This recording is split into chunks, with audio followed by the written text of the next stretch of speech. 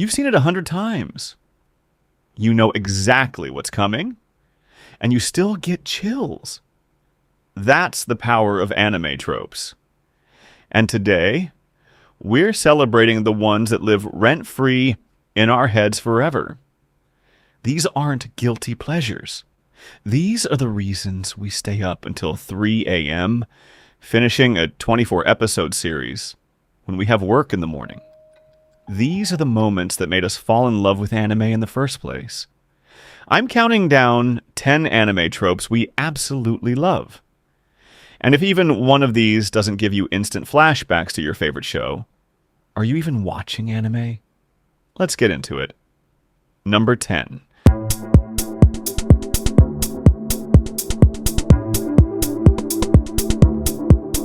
You know this character, sits in the corner, doesn't talk much. Everybody underestimates them, including the villain.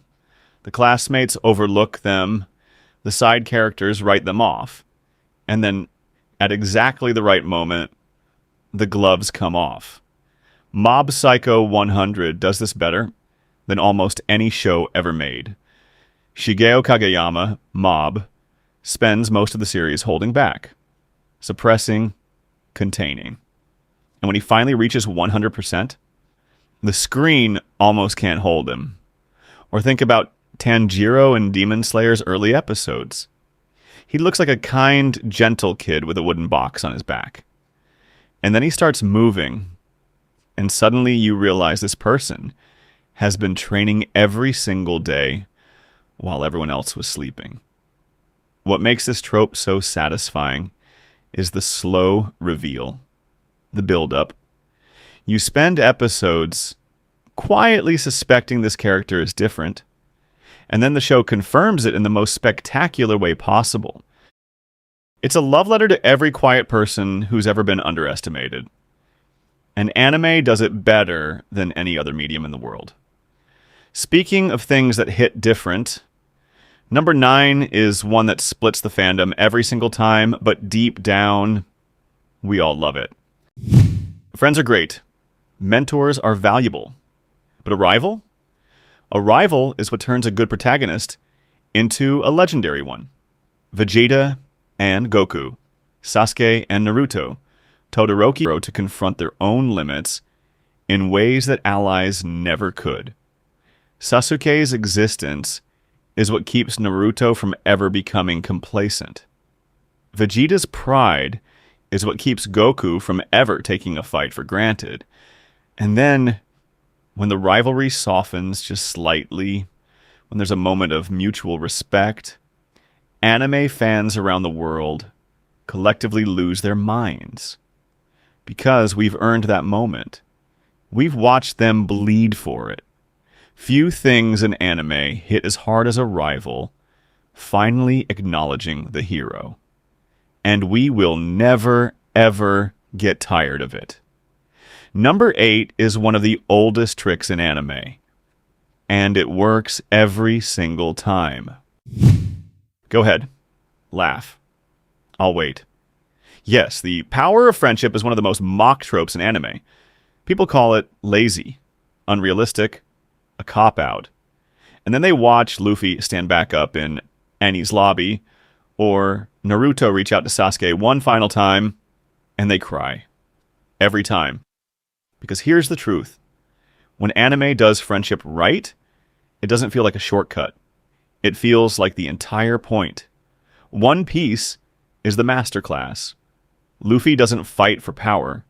He doesn't fight for justice or revenge or glory. He fights for the people he loves. And the show spends hundreds of episodes building those bonds so that when he screams your name in the middle of a battle, you feel it in your chest. Fairy Tail made it their entire identity. Yes, it gets repetitive.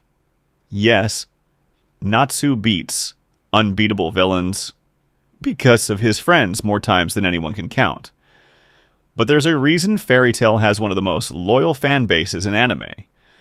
Because it makes you feel like friendship is genuinely the most powerful thing in the world. We don't love this trope because it's unrealistic.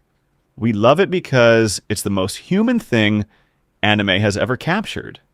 The idea that the people we choose, not the power we're born with, not the destiny we're assigned, but the people we choose are what make us unstoppable. That hits different at 2 a.m. Trust me. And while we're talking about things that hit, number 7 might be the most visually iconic trope in the entire medium. Don't skip it. You never skip it. You say you're going to skip it. You've seen it 47 times this season. You know every frame. You know the music. You could recreate it in your sleep. And then it starts. And you sit there and watch the whole thing like it's the first time. Sailor Moon invented the template, and it has never been improved upon, only built upon. That sequence of light, transformation, costume, declaration. It's a ritual. It's a ceremony. It tells you something is about to happen, and your body gets ready for it.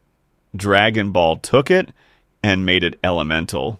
Goku's Super Saiyan transformation in the Frieza arc is one of the most iconic moments in the history of animation. Full stop. The hair, the eyes, the ground shaking, the score going silent and then exploding. That sequence doesn't just show power, it creates it. Naruto's Nine-Tails cloak, Ichigo's Bankai, Asta's Black Asta, Rimuru evolving in that time I got reincarnated as a slime. Every single one of these moments works because of the same formula. We see the hero at their lowest, and then we watch them become something more.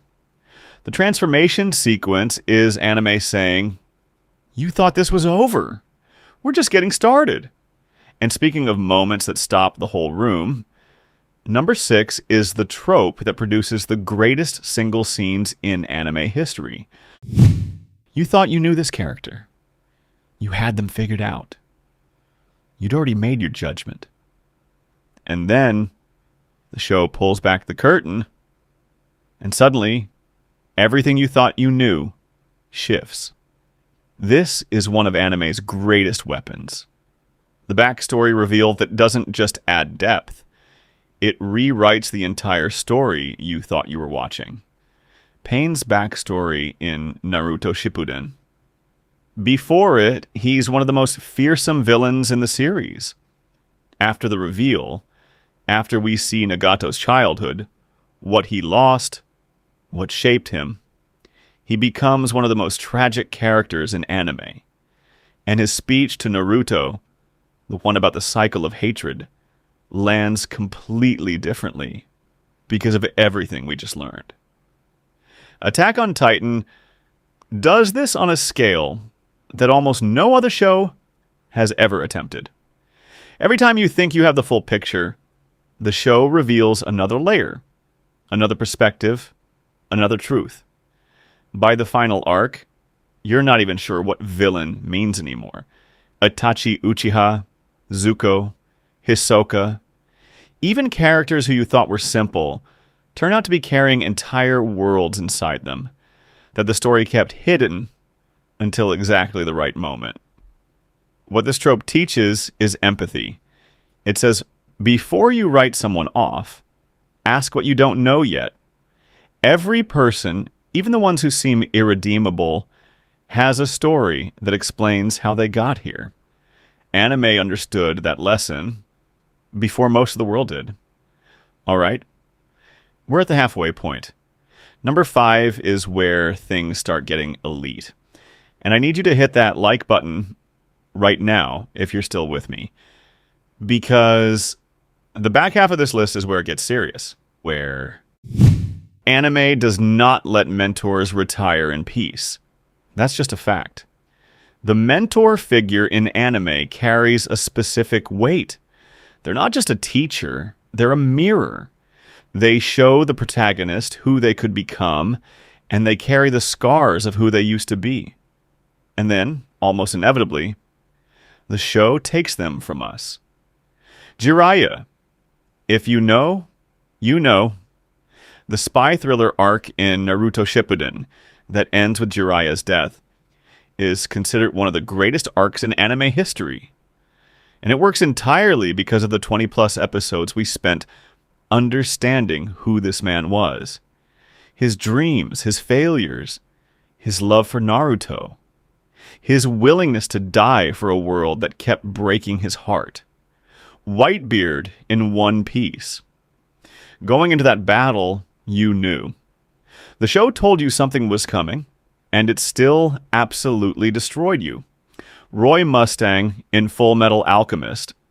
Brotherhood serves a different kind of mentor role. More of a parallel figure. A warning about what happens when purpose turns into obsession. And it works because the show trusts the viewer to understand nuance. The reason we love this trope isn't because we love watching characters suffer. It's because anime understands that growth requires loss. That the moment a student truly becomes a master is often the moment they have to carry the weight of someone who believed in them alone. Those mentors never really leave. And neither do the feelings they gave us. Number 4 is the one that keeps you watching past midnight. The one that turns 3-episode samplers into full binge sessions. Isekai built an entire genre on this trope. And then the rest of anime reminded us it was always there.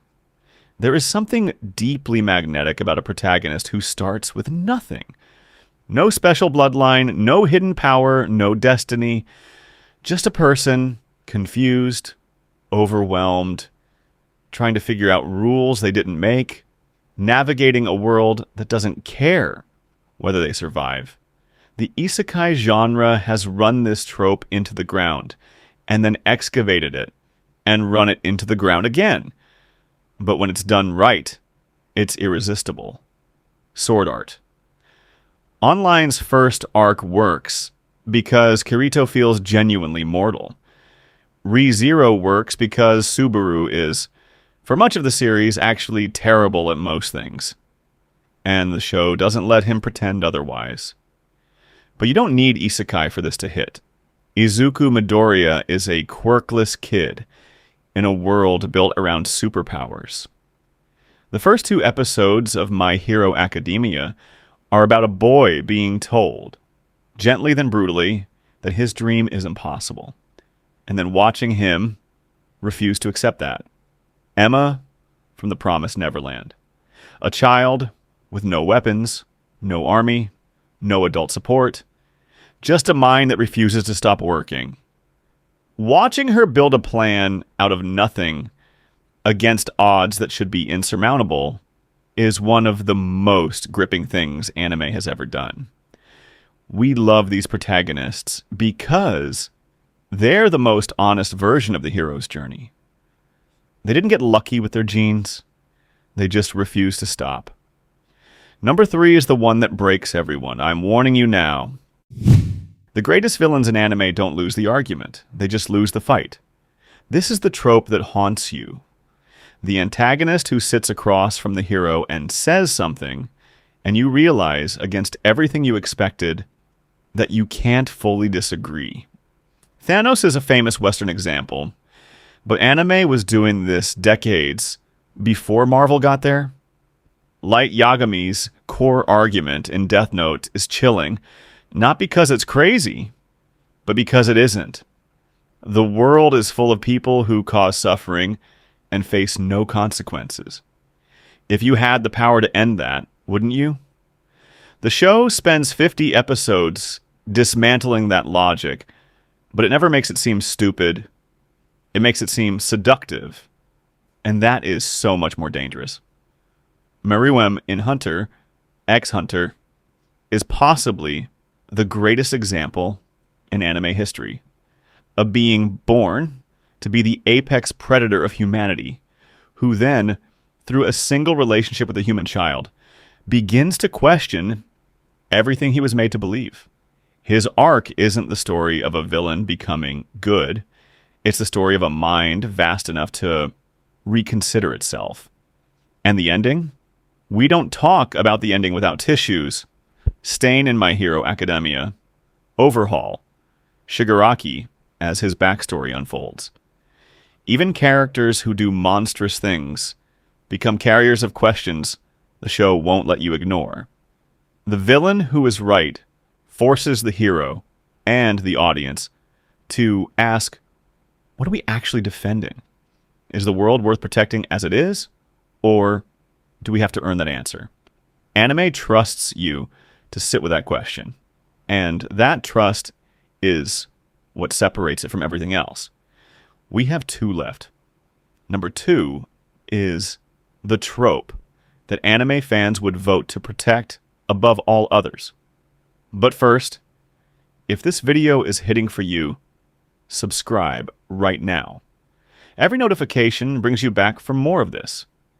Don't miss what comes next. Not a rival, not a villain. Something more complicated than either. This is the relationship that defines a series. The connection that doesn't fit into any clean category. Not love, not hate, not friendship, not war, but something that contains all of those things. In every meaningful way, the most important person in Naruto's world. Their conflict spans the entire runtime of the series. Hundreds of episodes, multiple timelines, a war that reshapes the ninja world.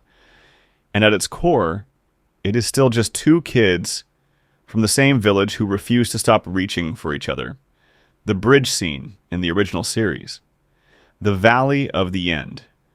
The first time and the second time. Every interaction between them carries the weight of everything that came before it. And that is what this trope, when it works perfectly, actually is. Accumulated weight. A relationship so layered that every single scene means more because of every scene that preceded it. Gon and P2 in Hunter x Hunter reaches the same emotional territory through an entirely different path. In a few devastating minutes, that confrontation strips everything away. The adventure, the friendship, the lightness. In anime history. And nothing we've talked about tonight even comes close to what's sitting at number 1. You know the moment. You feel it coming before it arrives. Everything goes quiet. The music pulls back. The protagonist has been beaten, broken, told it's over, told they were never enough, pushed past every limit they thought they had. And then something shifts. Not in their power, in them. This is the greatest trope in anime. Not the transformation, not the fight, not the explosion of power that follows. The moment, the specific, singular, terrifying moment, when a character decides, when they choose, with full knowledge of the cost, not to stop. Naruto, surrounded by the dead in the pain arc, going still, and then rising. Not because he got stronger, because he decided what he was willing to become. Tanjiro, in the final battle of the Entertainment District arc, pushing a broken body past every limit because his sister is still fighting, and he refuses to let her carry that alone. The animation in that scene is some of the most technically extraordinary work in modern anime. But it only works because of the emotional truth underneath it. Rock Lee removing his weights in the Chunin exam. One of the earliest and purest examples, a character with no natural talent, told his whole life that he couldn't be a real ninja, choosing, in front of everyone who doubted him, to show exactly what resolve without talent looks like. Erwin Smith's charge in Attack on Titan. A man who has given up the one thing he wanted most, leading people who have given up their lives into an attack that has almost no chance of success, and screaming about it. The raw desperation in that voice acting, the way the music swells, the way the camera pulls back to show how small they are and how they charge anyway. This trope sits at number 1 because it isn't really about anime. It's about the thing anime, at its best, is always actually about. The conviction that who you are matters more than what you were given. That the decision to keep going, even when the math says stop, even when everyone says stop, even when you say stop, is the most powerful thing a person can do. Anime has been telling us this for decades. In every genre, in every art style, in every language, in every story about a kid with a dream too big for their circumstances and a heart too stubborn for their limitations. The moment of absolute resolve is the reason we watch. It's the reason we rewatch. It's the reason we recommend shows to friends and say, just wait. Wait until episode 19. Wait until you see what happens in the finale. Because we want them to feel what we felt. That specific thing that only anime gives you. That's our list. 10 anime tropes we love, ranked, celebrated, and given the time they deserve. Some of these are going to hit differently for you, depending on what you grew up watching. And that's the point. These tropes work across generations, across genres, across every corner of the anime universe. Because they tap into something universal. I want to know, what's your number one? What's the trope that keeps you coming back? Drop it in the comments right now. I read every single one, and if this video gave you anything, a memory, a feeling, a reason to rewatch something you love, share it. Send it to the friend who needs to start watching anime. Send it to the friend who already does. Let's make this corner of the internet as loud as it deserves to be. Subscribe if you haven't yet. Turn on notifications so you don't miss what's coming next. Because this channel is just getting started. I'll see you in the next one.